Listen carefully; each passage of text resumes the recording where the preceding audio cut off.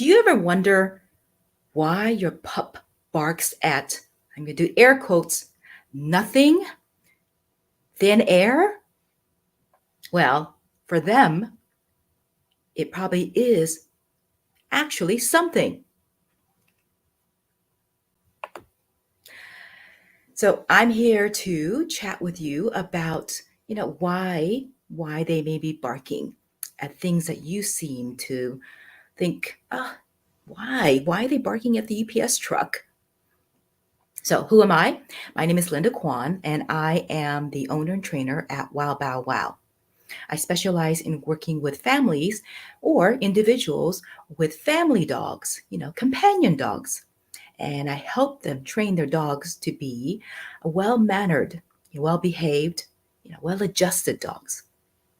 I help with the small puppies, the 2 to 4 month old, to the adolescent period, which can be very difficult for a lot of people unless they understand what's going on with their dog.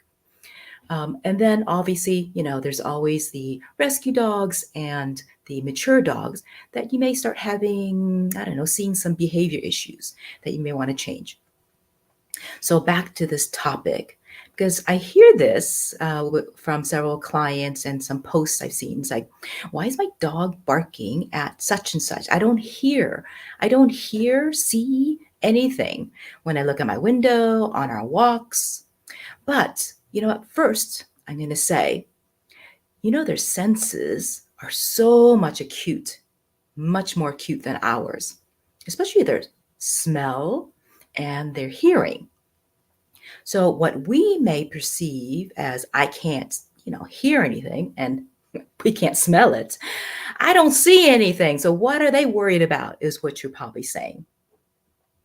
Now, the second thing I want to say is, you got to look at it from their perspective. So for you, I want to ask you this. Is there anything that scares you that, may not be scary for the next person?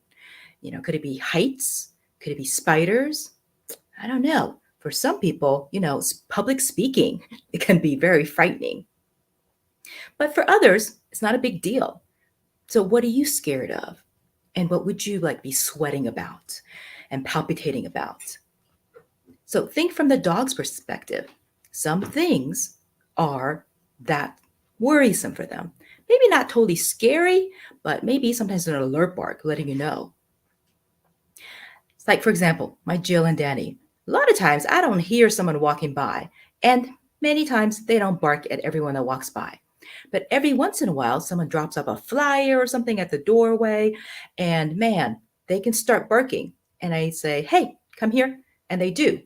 They let me know, and they will stop the excessive barking. But, I didn't hear them coming up to the doorstep, and my dogs, they may have heard and smelled them coming up to the doorstep. So from their perspective, yeah, they see hear and maybe smell them. But I don't. So it doesn't mean they're not perceiving something to worry about or to give me a alert about. Now, on the same note, some things you think it's just the mailman, or it's just when you're walking and the wind's blowing. I'm going to tell you, Jill, when the wind's blowing and some leaves are rolling along on the ground, sometimes it's you're running away from it. I mean, as far as the leash will let her go from that leaf that's rolling along the ground. It's like, it's nothing. From my perspective, it's nothing, but not from hers. So once you kind of start seeing it from their perspective, it's like, I enjoy going to spin class, but I have a friend that sometimes goes with me to the gym, but that's not her jam. She'd rather work on the weights. And so, just because I enjoy spin class doesn't mean everyone has to enjoy that kind of workout. So same thing with fear, as I mentioned earlier. We don't all have the same fears or worries. And with the, with their sensory being on overload compared to ours, that's like two reasons why you may think nothing's happening. What's the big deal? It's just a UPS truck. It's just the leaves rolling on or the Christmas decoration moving, waving in the wind during the holiday season. For your dog, that could be kind of worrisome. And you're thinking, oh, what beautiful decorations. So it's all about perspective. Now, once you kind of like understand that about your dog, then you may start understanding, maybe they have a reason for barking. But, once you figure out the triggers, then you can start helping them maybe become less worried about it. And better yet, they can give you alert bark, like if someone's coming to the door, but they don't have to be excessively barking. So, what I want to do is, at this point, introduce you and invite you to a program, actually, a workshop. Sorry, it's a workshop that we're bringing back again because we had a lot of people that really enjoyed it last time. And so we're bringing it back. It's our Silence the Yappy Hour workshop. Now, as I mentioned, you have the dogs that are barky on your walks. And like we talked about, maybe you can't understand why they're barking at it. But now you have maybe a better idea that they may be worried about it or something about it is not kosher with them. So let's help them learn that it's okay. That emotionally, that it's not scary. Emotionally, maybe it's like, oh, it's none of my business. I can just walk past it. Or maybe in your home, like many of us, barking, barking, barking when someone at the door. Oh my gosh, quiet. You want them to quiet.